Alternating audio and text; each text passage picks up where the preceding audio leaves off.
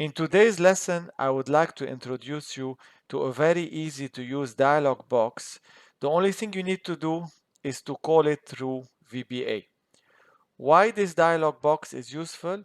I'm going to tell you about two cases, but there are obviously many more. The first one is when you run a macro and you want to tell the user that the macro is finished. And the second one is when you want to get inputs from the user like a yes or a no before you perform an action like deleting some data. So just to show you how it works, if I click on this run button, the first one is just the dialog box with some message that you show the user. And then the second one is this confirmation I talked about. So here you have the yes, no buttons. If you say no or yes, different actions can happen. So let's start. I'm just going to show you here I have a module. So to get a module, we can just do insert module. And to get the VBA, you can just click on developer and you have here Visual Basic. If you don't have this developer tab, you just click anywhere in the empty space, you go to customize ribbon and you tick mark this developer checkbox. So here we go. We have our module. We're gonna make a new sub. So we're gonna call it sub test 2 because I already have test. And then I just go to the line and I get those two parentheses automatically. Let's start with a simple scenario where I'm just gonna put a message for the user. So I'm just gonna write MsgBox. I open the parentheses and here I can write something to the user. I can say, for example, hello, and then I can close the parentheses and not fill any of the other arguments. If I run this, you can see that you get this hello. To make it more complex, let's assume I have something in cell C1. So I'm going to put, for example, the name of Bob. Here I can do hello. I can use the and to concatenate, then a space, then another and then I can write sheet 1 because this is sheet 1 dot range. Then we do C1 dot value. So you can aggregate as many as you want. I can also do and open double quotation dot close double quotation. Here we just paste it and then we just run it. As you can see, I have hello Bob. If I write Jeremy here, I will get hello Jeremy.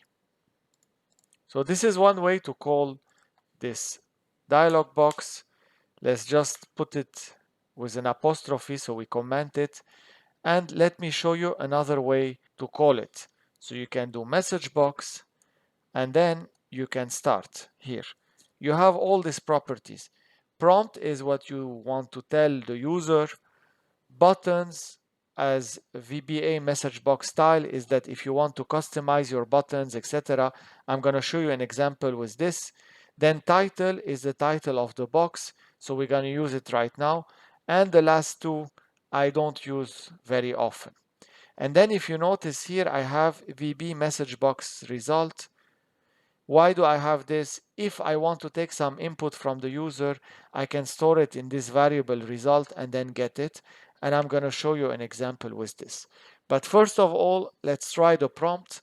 So here, if I write prompt, then I have column equal hello. Then I have a comma. I can call the title. So I'm going to say title. Again, we do column equal. Then we say my title, for example. Then we close the double quotation. I can do enter. If I run this, you can see that my title comes on top and then the hello is here. Let's make an example where we are getting inputs from the user. So here I'm going to do dim result as, if you remember this VB message box result that I showed you before, it is here. So now I'm going to have a result that will take from VB message box result. So we do result equal message box. Then here I'm going to open the parentheses. I'm going to do a prompt. So I'm going to say, are you sure, with a question mark. We close the double quotation, comma. Here I'm going to start choosing a format for my buttons and so on. So I'm going to do VB yes, no. which means I'm going to have a yes or a no for the user to choose from. And then I'm going to add a plus if I want to take other formats. I'm going to do VB question to add the question mark. And then I have these default buttons. If I want, for example, to have the yes selected, I can choose button 1. If I want to have the no selected, I can choose button 2. So I'm going to have the yes selected. So this is my button 1. And then if I continue, I can put a title and I'm going to say confirm. Then I can close this and I have all this stored into results. Then I can use an if statement. I'm going to say if result equal VB yes, then else and if. If it's a yes, what I prepared as a surprise for you, and you're going to see, I recorded 2 macros in VBA before starting this lesson. I have a yes macro and I have a no macro. We're going to see them in a bit. So first we're going to say here call yes macro. So we call it. Here we can just copy paste this, ident it, and then do no macro. So those are my 2 macro that I recorded. And we can try this. So I'm just going to assign it to this button. How did I get this button? You can just do this illustration shapes. You can insert a shape here. For example, you can type anything you want inside. You can change the color by just going here and changing the color. I'm not going to do this right now. I'm just going to right click and do assign macro. Our macro is called test2. So I assigned it. Then I'm going to click. You see you get your confirm. You get your question mark. Are you sure? And then you get the yes and no. If I press enter, you can see that yes is selected. I can go with my keyboard and I can toggle between them and then press enter, or just choose with the mouse. Let's choose the yes first. And as you can see, we have this yes coming on the screen. If I chose no, I'll get a no coming on the screen. How did I get those 2 macros? Very simple. I just went to developer. I just did record macro and I started selecting cells on the screen and then going to home, and then under this font thing I can choose, for example, to color it in this color. And this is as simple as this.